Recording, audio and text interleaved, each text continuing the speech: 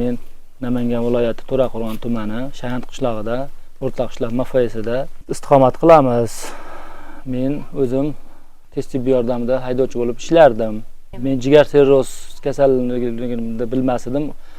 Keyingi oxirgi paytlarda bu jigar sirroz og'riq bildirmas ekan. Men kasalmasman deb yurib, oxiri mana o'tgan yil dekabr, oktyabr oralig'ida bildim.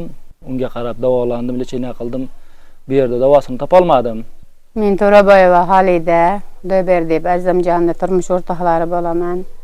2024-yil 19-mayda mazalari qochdi. Qulupnay sezon payti edi. Bolalarni Qulupnayga olib bordilar. Ichim og'riyapti degandilar.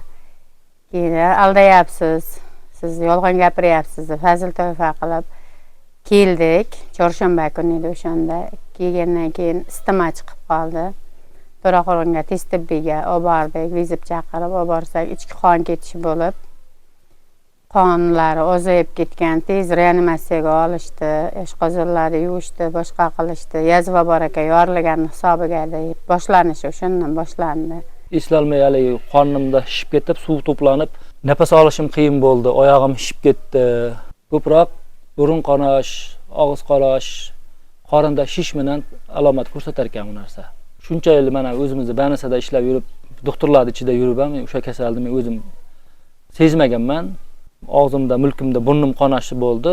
Men o'tpagimda oshqozon yazvasi bor deb beydagi doktorlarga aniq topshirsam, "Sening oshqozoningda yazva bor" deb noto'g'ri diagnoz bilan yurdim. Oxiri Sariq Banisada To'raqo'rg'on filialida Sariq Banisasida yotdim. O'sha yerda aniqlashdi, jigaringda qotish bor. Shu yoqqa bormasang bo'lmaydi deyishdi. Keyin davolatdik, bo'lmadi. Infeksionni Banisaga yotqizdik. Ishimiz Banisa bo'lib qoldi. Dushanba kuni ketamiz, shanba kuni kelamiz. Faqat shu ishim qon, plazma, albumin qidirib, gepamis, gefteral, shu narsalar bilan hayot o'sha bo'lib qoldi. Endi boraman. Banisaga yozib beradi, opa deydi, qon kuyish kerak, plazma deydi. Glavrashni oldiga kiraman, qonga qo'l qo'yib bering, plazmaga qo'l qo'yib bering. Albuminga vaqt kelsa pulimiz bo'lmay qoldi. Nasiyaga olib, aptekalarga yozdirib, qilib olgan kunlarimiz ham bo'ldi. Shu bilan davolandik. Yaxshi bo'ldilar. Avgust oyida yana qaytovlandi u narsa. Sentyabrga o'tib yana ishga qaytib, ishlarida ishlab yuradilar. Oxiri qorinda suv to'planib shishib ketdi. Keyin grija bor ekan, operatsiya qilmasak bo'lmaydi deb xirurgiyada operatsiya qildirdik. Koma holati birinchi o'shandan boshlandi. Menga yana to'g'ri diagnoz qo'yib, oshqozoning bilan unaki bormag'ingda yazvang bor deb unga qarab davolanaganman. Unda men jigarga nagruska berib, dori-darmonlar 1 yil men beyda qiynalib, Sariq Banisada 2 oy, 1 oy yotaman. O'zimizda xirurgiyada yotaman. 1 yil azob chekdim-da. 1 yildan keyin shu oxiri koma holatiga tushirdi. O'shandan keyin Hindiston klinikasiga borib, o'sha yerda davolanib keldim. Bir ikkita odamlarning nimasiga telefonda Mahbub Afzalda klinikasini so'rab surishtirdik, Ilhom aka bilan gaplashdik. Oxirgi paytda o'sha Sariq Banisada yotdik. Doktor aytdi, "Opa, endi imkon bo'lmaydi shekilli" dedi. Men aytdim, "Sardorbek, bir jigarlarni o'zi qildiraylikmi, imkon bormikan" desam, "Siz ham men ham bilaman, opa, natijani pul ketkizib nima qilasiz? Bo'ldi, olib ketib Chilayasi o'qitinglar, boshqa qilinglar" deyishdi. Kelinimda dadalari borib dam soldilar, uyga olib kelib Chilayasi o'qitdik. Keyin analiz javoblarini Toshkentga Murabbos tabib bor ekan, klinikaga o'sha yerga olib bordim. Borib ko'rsatsam, "Opa, dedi, perisatkadan boshqa imkon yo'q. Oxiriga yetib kelibsizlar, perisatka qilish kerak" dedi.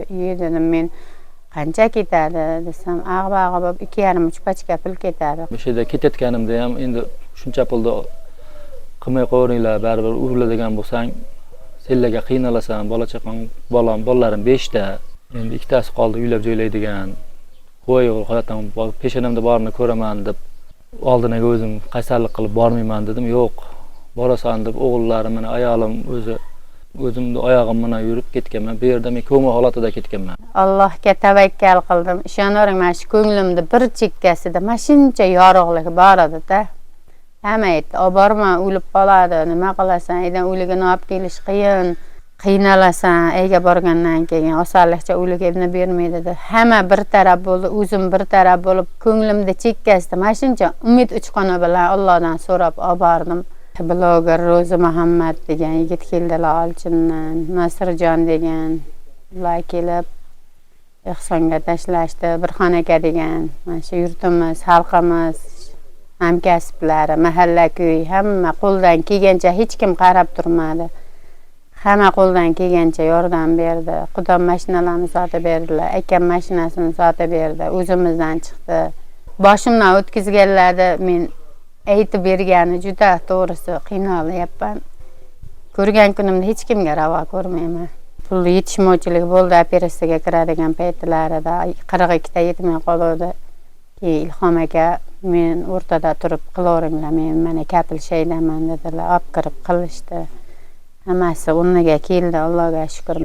40-42 ming AQSh dollari atrofida ketdi. Nimaga desangiz, bularning holatlari og'ir edi. Ular aydar reanimatsiyada yotdilar 12 kun. O'shaning hisobiga bizga mablag' ko'p ketib qoldi. Agar o'zlarining holatlarida borganlarda 25 ming, 30 ming AQSh dollari ketardi. Bular og'ir holatda borganliklari uchun qorindan suv olib, kuniga 1000 dollar ekan, o'shaning hisobiga 12 kun yotganlarga bizga pul mablag'gacha ko'proq ketib qoldi. Bu yerda men o'ta og'ir holatda borganman. Qornimda 15 litr, 20 litr suv bilan, hatto bu yerdagi doktorlar bizni "Sen endi yashamaysan, olib ketaveringlar" deb bu yerdagi doktorlarimiz javob berib yuborishgan. Samolyotga ham chiqib, samolyotda tushguncha ham o'lib qoladi deb hamma bolalarim tepamda haylab ketgan. O'sha Hindistonga uchayotgan paytimizda ham aqal vokzaliga bordik, aeroportiga tushdik. Doktorlar o'zlari olib ketdi. 21 kunda men kvartiraga yurgizib chiqarib yuborishdi. 2 oy ichida o'zim o'ynab kulib, yuklarni ko'tarib ayolim bilan men hozir kasalman demayman o'zimda. Xudoga shukr, o'zgarishim yaxshi, zo'r, 75-80% jigarim bo'ldi. Endi oltda yana bir oy sabr qilsak 100% bo'ladigan bo'lsa, 1 yil 2 yildan keyin bu narsani ko'rdim demay, batamom sog'ayib, yana ommaning ichiga qaytishingiz mumkin ekan. Men o'yladim, men bu yerda ketayotganimda men endi yashamasam kerak deb o'yladim. Hindiston tibbiyotiga avvalo Xudo ekan. Xudo umringizni bersa, Hindiston tibbiyotiga gap so'z bo'lishi mumkin emas. Qarovlariga ham, pitaniyalariga ham, naznacheniyalariga ham, doktorlarning xushmuomalaligiga ham, seni menga bormay, ajratmaydi odamni. Xalqiga ham, o'ziga ham, doktorlariga ham men tasanno deyman. Chunki men qiynalmay o'zimizni qishloqda yurganda, o'zimizni O'zbekistonda banisalimizda yotganda yotib davolanib keldim. O'zim harakat qildim, o'zim rosa beraman harakat qildim. Mahbubga aytdim, Mahbub farzandlarimni qiynama, bular meni boquvchim. Bular agar azob torsa meni jonim og'riydi. Men o'zim beraman deb o'zimniki ham tushtirasa harakat qildim, lekin donor bo'lishga men do'mboqligim uchun o'zing qiynalasan. O'zingda etib bitish qiyin bo'ladi dedi. Kichkina o'g'limniki ham xuddi vaqt kutmaydi, vaqt kutadigan sharoitda emasmiz deb. Oxiri katta o'g'limda jigarini kichkina deb o'shandan qiyda qilib olib qo'yishdi, mana tushdi. Yaxshi u ham, bular ham yaxshi, ikkovlarining holatlari. Allohga shukr, mana endi hozir yaxshilar, sog'lom hayotga qaytdilar. Mingdan ming rahmat hammaga, ehson qilganlarga ham, yordam berganlarga ham. Yana jonlari sog' bo'lsin. Endi yaxshilar, mana ertalab hozir sizlar kelishlaringga qarashib, xononimizda beylada payamiz bor edi, molga ularni toshib, tomga bosib, biz bilan tep-teng harakat qilib, endi tuzuklar. Yaxshi, Allohga shukr. Xudoga shukr, o'sha yerda men 21 kunda oyoqqa turib, 2 oy orasida mana ko'rmaganday bo'lib davolanib, shifo topib keldim. Mahbub Afzallikka rahmat. Bu yerdagi ishonib yurgan bemorlar bo'lsa 95%, 98% gacha garantiyasi bilan berildi. Xudo xolasa davosi bor ekan, mana Xudoga shukr, mana 75-80% bo'ldi meni jigarim. O'g'lim donor jigarini bergan o'g'lim mana 4 oyda, 5 oyda ichida o'sha xorijga ishlagani ketdi ham. Donorga ham qo'rqadigan joyi yo'q ekan. O'zimizga ham kasallikda ham davosi, shifosi bor ekan mana. Pashti 5 oy deganda biz mana quvvatimizga, o'zimizni nimamizga